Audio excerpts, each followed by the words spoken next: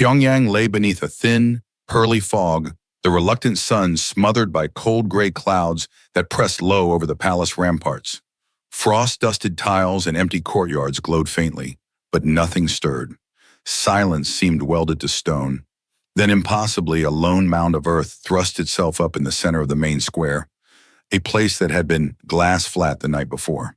It was not the result of excavation or the slow work of frost. The land appeared to have breathed, revealing a secret it could no longer hold. From a high window, Kim Jong-un watched without blinking, one hand hovering over the sill, as though he might steady the scene with his touch. A subtle pressure tightened in his chest, unrelated to the chill that seeped through the glass. He felt rather than knew that the mound concealed something ancient, perhaps dangerous, certainly transformative. That intuition weighed more than the heavy overcoat he had thrown on, instead of his usual olive tunic. Guards converged and formed a ring, their boots cracking the frost. They measured the bump, scarcely half a meter high, filed quiet reports, and awaited instructions. Kim's order arrived swiftly. Dig, but leave no record. Cameras were banned, radios shut off, and only a hand-picked crew of loyal engineers, archaeologists, and plainclothes security were allowed through the cordon. Earth removal began beneath portable floodlights. The topsoil was strangely warm, almost spring-like. As shovels cut deeper, the dirt softened, releasing a faint metallic odor. Then iron rang on stone. Workers peeled away clinging soil to expose a slab that shimmered with a muted, almost submarine light. Fine carvings snaked across the surface, patterns older than any Korean dynasty, more enigmatic than runes on royal bells. Kim descended to the courtyard wrapped in a midnight black greatcoat. There was no panic in his face, only a kind of devotional curiosity. He instructed technicians to erect a climate-controlled tent and to seal every electronic device in lead-lined lockers. Observations would be logged by fountain pen, not sensor. Mistakes of data corruption or electromagnetic interference would not be tolerated. Once the tent was secured, the team revealed a full sarcophagus. Green-gray stone, modeled like ancient jade, bore script no scholar on site could name. It resembled neither Hangul, Hansi, nor Cyrillic. Only after an aging professor from the National University arrived did anyone venture a guess. An archaic form of Arabic, predating the Quran's earliest parchments. Among the glyphs, one line stood out, still gilded in surviving gold leaf. Prophet of Allah from the East. The words settled over the room like incense. Even the brightest floodlights seemed to dim, as if unwilling to intrude. No one touched the lid that night. Kim ordered radiation and chemical sensors placed, humidity stabilized, and guards rotated every hour. He walked slow circles around the coffin, tracing the carvings with a gloved finger, haunted by twin emotions, wonder and dread. At dusk the following evening, hydraulic jacks whispered the lid upward. No one spoke, even breath felt profane. Lanterns cast soft halos over the interior. There, untouched by decay, lay the body of a man. His face was serene, beard streaked silver, skin the warm hue of living flesh. White linen robes remained spotless. Of rot there was no trace. A perfume of musk and agarwood drifted from the coffin, crisp yet ancient. Instruments could detect no artificial compound. Upon the man's chest rested a palm-sized gold oval, engraved with a crescent moon, cradling a star. There were no words, yet the symbol resonated like a drumbeat in collective memory. Biologists deployed portable scanners. Their non-invasive tests suggested a man in early middle age. Yet carbon dating of linen threads yielded an era more than 12 centuries past. Time, it seemed, had bent around the corpse. Beneath the body, a hollow compartment concealed a bronze tube. Inside lay a scroll of fibrous material unfamiliar to modern science. When unrolled, it displayed the same early Arabic script. The title, burnished in gold, read, Risalat ar-Rahma min al-Shamal, a letter of mercy to the people of the North. The manuscript blended prophecy, spiritual counsel, and a startling star map. One constellation mirrored the Korean peninsula with a pinpoint glow above Pyongyang. An arrow annotated in ornate calligraphy, resting place of the chosen servant. The final line, sealed in crimson human blood, warned, when this body rises from the frozen earth, the era has turned. Let the finder serve as guardian before the ground itself trembles. That night, Kim stood on the palace roof, aligning the real sky with the scroll's chart. For the first time in his life, he felt insignificant, a caretaker rather than a commander. Sleep offered no relief. Dreams swept him into a barren plain where a figure in radiant white approached, face shimmering with unspeakable light. Without words, the apparition delivered a message Kim somehow understood. Uphold the mandate before the deadline closes. Each dawn he rose soaked in sweat, withdrew from cabinet schedules, and immersed himself in clandestine study. Iranian and Syrian linguists were smuggled in to translate classical Islamic texts. Palace archives were scoured for parallels. Advisors whispered about his transformation, the iron ruler now contemplative, moved by something beyond ideology.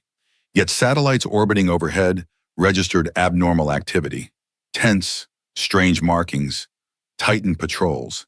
Analysts in Washington and Moscow compiled dossiers speculating about a relic capable of igniting global religious fervor.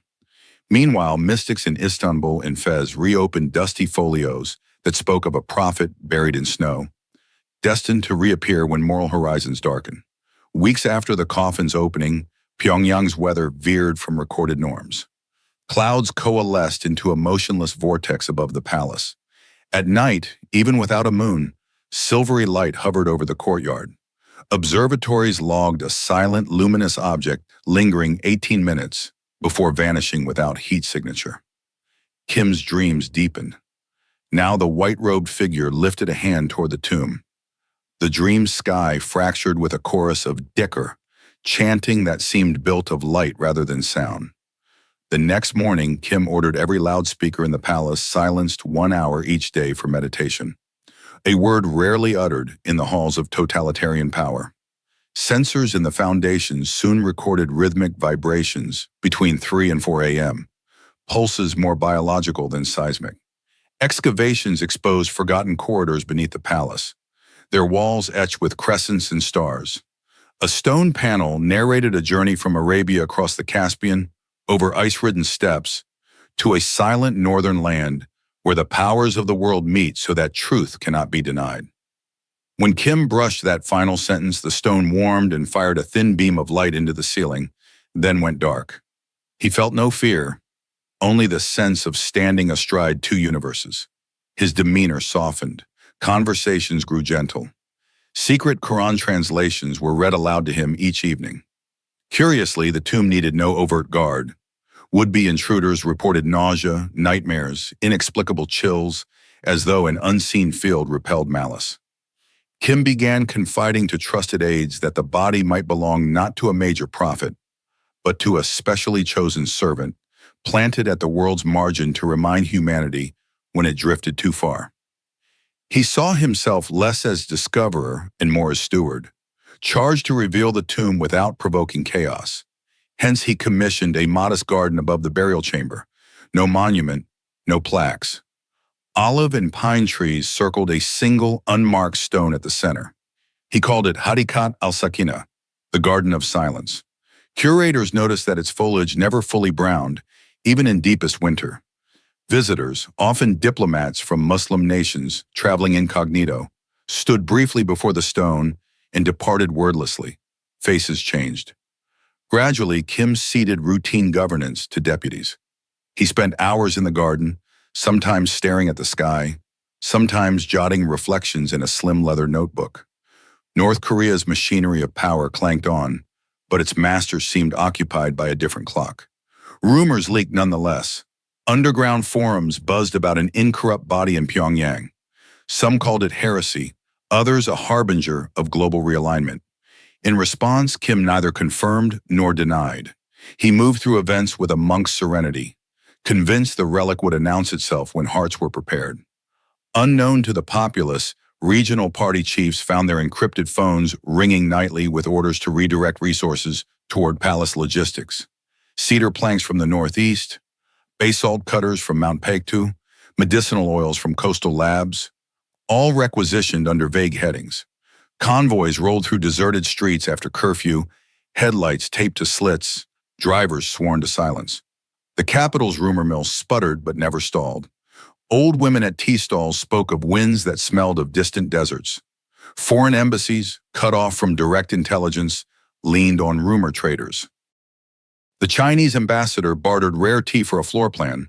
The Russian cultural attaché traded Olympic pins for night vision snapshots. Each scrap of gossip carried the same refrain: a body that would not rot, a stone chest humming with divine names.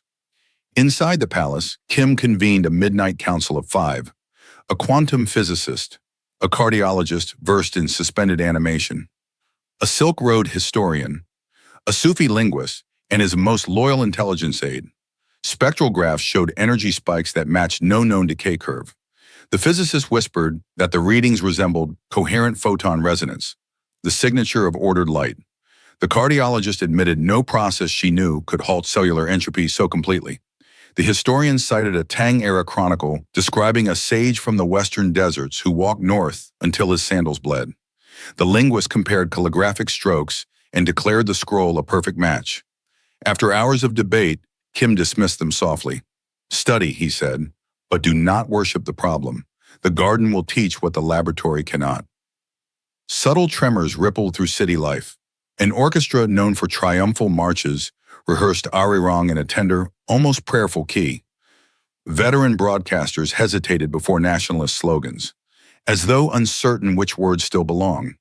A gray-haired colonel, having toured the excavation, resigned to teach schoolchildren how to listen to the wind.